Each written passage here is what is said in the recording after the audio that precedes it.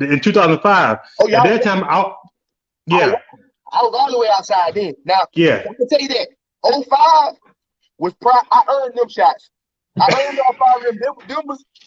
They was rightfully, they wasn't, I ain't gonna say rightfully mine, because the altercation that happened that day involved me, but it wasn't directly me. But the circumstances that led up to that incident was 100% your boy. That was all Slim Biggie. That was all Mark. I was Big Mark. I wasn't even Slim Biggie yet. I didn't know who Slim Biggie was. I ain't found I ain't found that spirit animal yet. But that was all you both. That was all me. I'm gonna tell you what. Because you've been Mark, because I'm gonna just say this.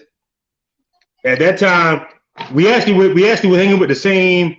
Let's just say we was in the same unit or circle of friends. Okay. But you just might not have seen me as much, but we was in the same unit. I know where you're headed. I hear you now. I'm gonna let you in. Yeah. Now I ain't gonna head all the way there. I'm not gonna imagine it. But I'm just saying. But so when that happened, I remember. So let's take it back to the accident. When that happened, what was your feeling then of actually going through that? Because that's not shot one time. That's 5. That's 5. That was 5. That was 5 from a hellified tool, man. That was my first time I got shot. I actually got shot 5 times with a 357. I was okay. It was me and a partner of mine, my best friend at the time, name was Marcus too. Shout out Lil Mark. So me and Lil Mark, we was down on my in Orangeburg on the street. I stayed on Woodbine. We was down there. Yeah. I was fully entrenched in the gang lifestyle. I was you couldn't tell me what nothing big at the time. You know what I'm saying? You was. Now we was down there on some business, just playing some basketball in the neighborhood. Something we done did 1,000 times. And a fraction of fellas that come, now that I think about it, now that I'm older, man, this is really relatable to kids today. Like, we was down there with fellas that we had spent most of our childhood being cool with. Man, then the game came in the picture, bro. It just fractured a lot of, relationships and friendships that I had then that ended up, all that shit got reworked the older we got. But in the morning, man, we were so entrenched in them colors and that gang lifestyle, man, that it just took over. Yeah. Crazy thing, man. It was. I remember like it was yesterday, man. We was playing basketball. We got into a little ruckus with some fellas, and we had agreed to shoot some rounds. Like, partner of mine was going from my side. Look, my dog was gonna fight one of their partners. Fight happened. Boom. Fight must have lasted. Man, that was the longest street fight I ever seen. Probably still to this day. Them boys must have fought about 4-5 minutes. After the fighting, man, we had got together. We was goddamn, we having our little lingo leaving. And we were leaving out, man. The fella that my guy actually got into it had a pistol on us. And it had a pistol on us. We didn't know they had one. Now, I ain't going to see like we innocent, because at the time we had one too. But we was just, we had done worked it out between the two fractions. They going to fight. Boom. Wasn't nobody pulling no pistols. Wasn't no funny shit going on. But leaving out, man, we was leaving the spot. My homeboy and me was leaving, man. He was so exhausted from the fight. I actually I fell back from him. He was walking a little close to the exit of the little yard we was in. And all of a sudden, the little fella he got into it was behind us. We had to walk the same way out the gate. We wasn't thinking of it as hell. They just went and did what they had to do. I thought it was over. So, man, we was leaving out. Must took like 5 steps for him to turn around, said something to me, mumble something. I'm on back, like, man, you good? He mumbled something. So I went to give him a little pound, you know what I'm saying? So shit, we done handled our business. I thought everything was Gucci. Yeah. Shit, next thing I know, first one rang out. I knew exactly what that was immediately. That's a gunshot. So I go to break out. In the process of running, I feel the first one hit me in the side. Boom. Man, it's like, explain it. It's just like someone taking a hot coal and projecting it at you. Like the force of it, I'm talking about from a slingshot or something, man, just hit me. Boom. Look, the first one ended up, I found out went straight through. The second one hit me. Now, mind you, the 357 only 6 shots. So I'm going to tell you, the second one hit me. Boom. And I'm still running. Get to the gate, third one hit me. Boom. Right in the back. So I'm like, damn. So I'm still trying to get out. My partner at the gate, he done break out. We just start running. I ain't gonna lie, it was a little heavy. My partner was a little slim. He got light. You know what I'm saying? You said bolting. I wasn't bolting just yet. I was lumbering. You know what I'm saying? I was hitting my lineman jaw, but I was swinging. I was trying to get up out there. But your boy is a career offensive left. You know what I'm saying? I don't got the 4-4 speed. I don't got it. That's right, hey. That's right, hey. We old lineman over here. I ain't had that speed, bro. So I got to the gate, another one hit me. Pow! I'm like, oh, shit. So I realized I got to the gate. I realized that I still had, the gun on me. So I'm looking like, well, damn, maybe if I return some fire, I can get the hell up out there. You know what I'm saying? Yeah. Man, I went to reach for the gun. Hold on. Pause it. And this story is more than 10 years old. Continue. So I went to reach for the. Oh yeah, statute of limitations. Yeah. I don't went through all the legal process with this one. So I went. I went to get the gun, man, and it ended up hitting me in the elbow. Instantly, I knew it was gone, man. Elbow shattered. Man, I see the bone protruding out. I fell. Fella came over me.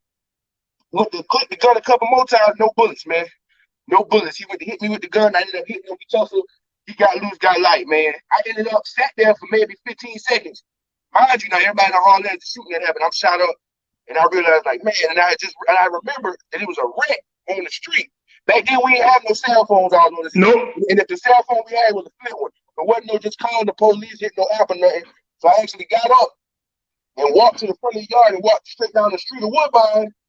Honest to God, truth, got to be about 200 feet to a wreck that was down the street, man. They called the cops. The cops there, they called the ambulance. And next thing I know, I was flying in the helicopter to Columbia, man. Blessed to still be a whole time I'm alert, but I could tell I was in such shock because the pain from my elbow kind of drowned out the rest of the time. I didn't realize that I was hit so many times. One thing I knew, I had on the white Carmelo Anthony jersey. I looked down, I thought I played for the Bulls, bro. Thought I was a player, man. Bro, so wait a minute now. See, now I get to hear your side of the story because, because statute of limitations are up. There you go. I remember I was with a group of fellas, and we got a phone call, and this is the thing people understand too. I'll talk to somebody about this, and we had, well, people don't realize, say it could be 5 guys. Yeah. And boy, back then it might have been one strap. Everybody was strapped. Everybody had a strap like that. No. It might have been one strap per 5. And if you do it good, but usually once. And I remember this like, hey, bro, we need to be on the look because blah blah blah blah blah blah blah. And I was like, what? And they're like, man, you know, Mark, I know you, Mark, because I knew you, little Mark, because you were underneath with the football. Yeah. They're more like, they're like, no.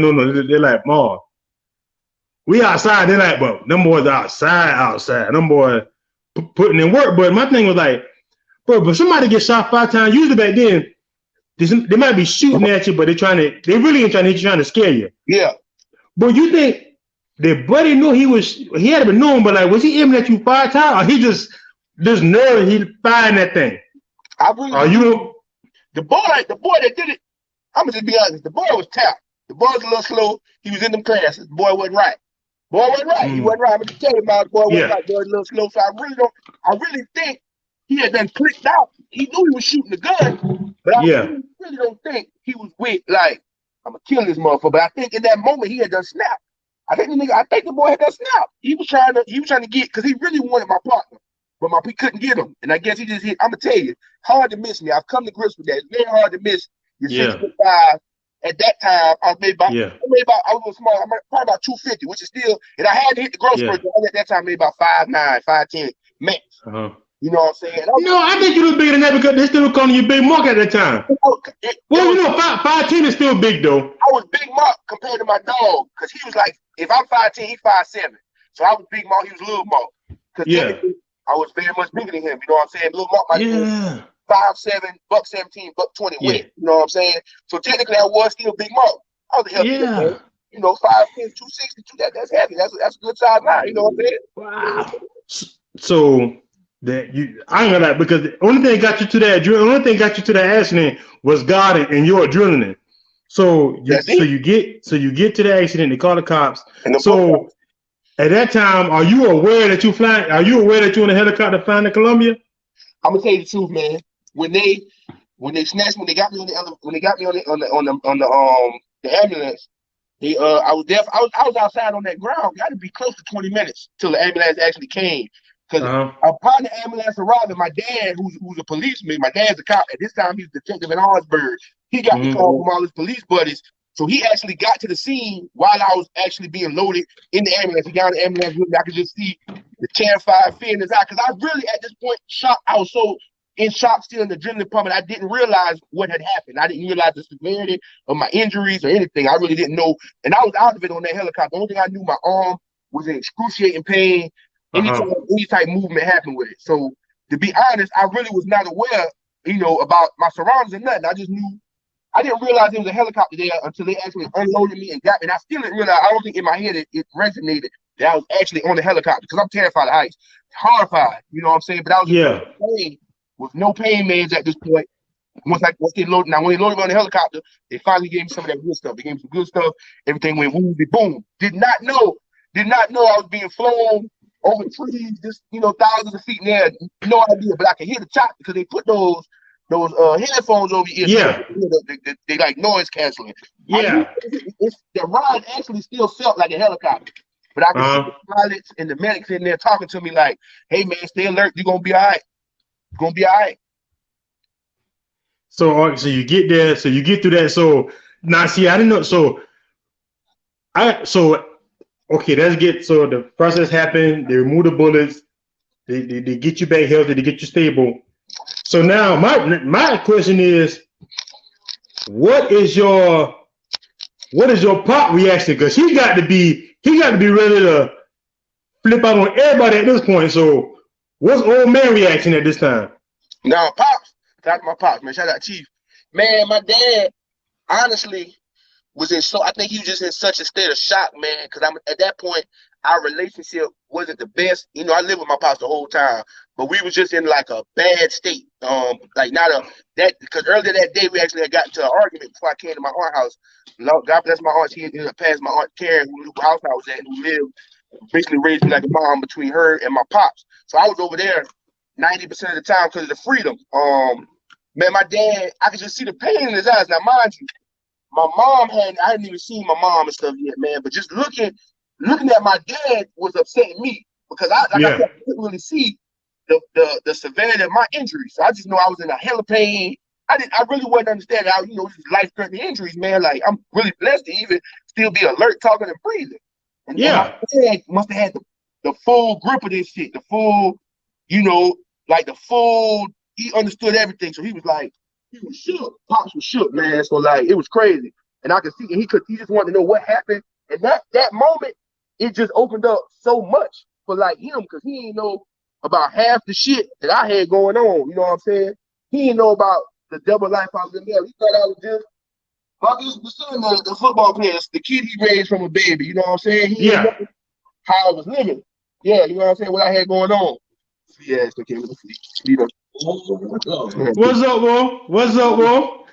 That's how that was at the moment. It was just, it was a rude awakening for him because at that point, a lot of shit hit him. You know what I'm saying? A lot of shit he wasn't aware of that I had going on was being brought to his attention. So he couldn't believe it. It was, like I said, a rude awakening for him. Yeah, we all go through. Okay, so you get through it. So what did they ever close it? They just left it be, or the case? Yeah. They ended up arresting the fella because, like I said, the fella wasn't the brightest, wasn't the sharpest goddamn knife in the drawer. So he ended up getting caught on some humbug. Because to be honest, some of the fellas that was with him out there, because shit, when the story happened, when they got me, honest to God, they asked me, what happened. I just told them, we was down there, somebody started shooting. I was trying to keep it as bland as possible because I still knew, you know what I'm saying, that, you ain't really want too much shit. Because I knew I had a gun that I had tossed while I was shot, that I had tossed away in the woods, so I wasn't really worried about no investigation or nothing at the point. But we ended up catching the fella like the next day. Hell, the fella still having the same clothes, had the gun on him. You know what I'm saying? Mm-hmm. Hold up. So you mean to tell me a fella that pretty much was an attempted murder? Yeah. And the next day, he had the same clothes still on, along with the gun.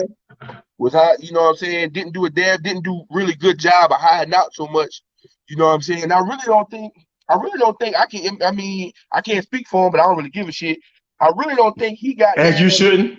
I really don't think he had the wherewithal to tell the cops that no, I ain't did it or whatnot. They locked this dumb ass up. He had everything with him. You know what I'm saying? So he ended up getting arrested, and from that, me having that pistol, I ended up getting, while being in the hospital, charged. I was 15 at the time, charged with unlawful carrying of a pistol.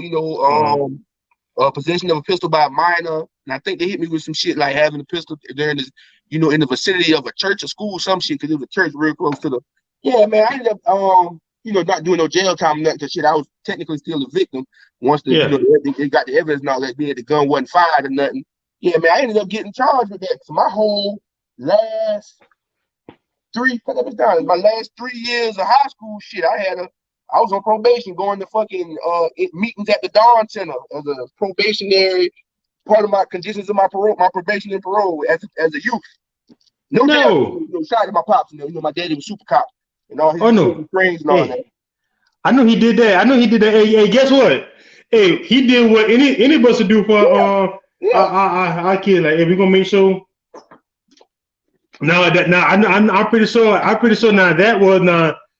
Now, Mark, you got any kids or you got no kids yet? No kids. I like to practice. I like to practice, man. I don't like the, I'm a pull-out king. I don't like the, you know what I'm saying? I'm a practicer, bro. So, now I'm asking a question now. Did this from, because I even think about this now, even being on the other side of the spectrum with having kids. Yeah. How was that conversation after your father knew that you was going to live, after he knew you was okay?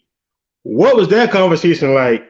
Man, that was a come to Jesus moment with my pop, to be real, because he was on some, and I was trying to keep it as honest as I could, because like I said, that's still my dad. I'm still a kid to my pop, and that's still my daddy, so I'm in there high off them damn drugs. Honestly, I just kept it Jesus with him. I told him, man, I made some decisions that he wouldn't, I really was rebelling, to be honest, man, because I really just wanted to. I used to love my pops, but we had some shit. Like, really, the frustration came because my dad had this thing. He believed in beating me and shit like that. Like, not assaulting, but with the belt. So I was raised as proper as you can be. But at this point, I was on some, and my dad realized that the beating's hell, he could take it. So his thing was he'd take something that I love from me. My motherfucker would take me out the football team, wouldn't let me practice, which really sent me into the spiral that I went in. Because, like, I got too much free time. I ain't playing no football. I'm hanging with my boys. And you end up being sick. I wouldn't. I ain't hit my girlfriend till 16. Yeah, but it's still though. I bet you now look back, and you end up being 6'5". And this has been his thing. This has been This has been his thing since Pee Wee ball, man. Like my last year Pee Wee ball, I didn't get to finish the full season because I messed up in school or something. My grades dipped. My dad's first thing was, you love foot. I'm gonna make you act right. I'm gonna take something you love from you. You know what I'm saying? Snatch football away from me. And at that moment when I was talking to him, he hear about the run-ins I had about, I remember he say shit like, they had these fellas, they have partners telling me they had some little gang shit at the movies last night, not knowing. Hell, I know about it, I was there. I'm the little nigga that was involved in the shit at the movies, you know what I'm saying? Kept that shit completely secret from my pops. I remember a couple times he'd catch a bad, he come to my room, parents, they looking through your shit, not from, maybe the searching for you, but just looking for something in your drawer. Found a bandana one time. He came to me, I got had lies on top of lies for his ass. Man. He didn't know what that. And I said, headscarf, man. I'm trying to go there. That's my stuff. Sometimes I don't have a do-rag, But it's red. What's that? What you? I'm hearing about these gangs right here. I can't say for him, man, crazy. But when it hit him back, it hurt him. It hurt him because he ain't raised. He feel like he ain't raised me like that to be no damn nigga in the streets and shit. You know what I'm saying? To be trying to live that life, it really fucked him up. I got a question. Did your dad play ball? Or no? My dad actually played. My dad actually went to high school down there in Holly Hill, Roberts. My dad was actually an excellent football player. Like I think out of high school, at one point my dad was in the record books for tackles in the game. He ended up having like 29. Him and the guy was tied. I think that record got broken. But my dad was a standout player down there in Holly Hill, man. Had a nickname. He was Chubby Smalls. Daddy actually had out of high school had a football scholarship like the Citadel that he turned down and went to the Marines. My dad went to the Army, Armed Forces. Okay. Out of high school to help my grandma and stuff. But let me tell you what good fucking football player. But let me tell you what surprised me is, and I hate to be this guy, parents, and I'm gonna say this, being an athlete, I hate to be this guy, but I'm not gonna lie. If you know you're gonna raise is your dad tall or no? He about 6 foot, 6'1". Oh, so you came in. This is my thing. If you know your son gonna be, if you know your son got attributes, sometimes you got to make him keep playing ball. You can't take him on the team because when you start doing that, I hate to say it, as a parent, you be like, you know what? I'm going to drag you on this extra football work, but you're not quitting the team, because I don't think sometimes they understand me that, bro. So that means, what year were you supposed to graduate? Or what year did you graduate? I graduated 2007. I was on. So you would have came out with Maul. No, Maul came out a year before me. A year before you. But imagine this now. Imagine this. I think Maul's 6'5", 6'6". Imagine we would have had 2 6'5" left and right tackles. Pretty much.